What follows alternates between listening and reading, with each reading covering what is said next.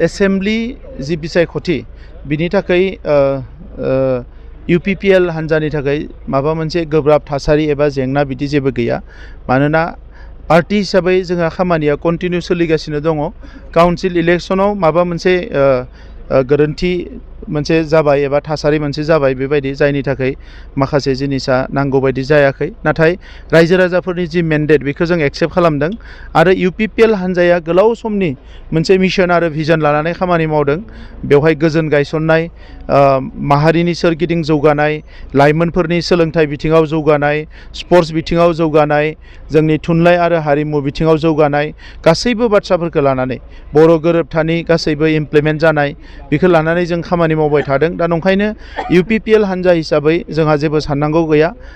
नैबे फैबाय थानाय बिसायख'थियाव 15 समस्तिनि मादाव बांसिन समस्तिखौनो UPPL आ मोनगोन बेयो रोखा बेवहाय जेबो गोनो गोथो गैया दा जोङो 15टा समस्तियाव जोंनि माखासे बुथ आरो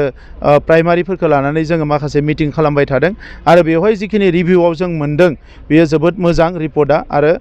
गोबां समस्तियावनो जों देरहागोन बाक्सा समस्तिया गोदान जाबाय आगोलाव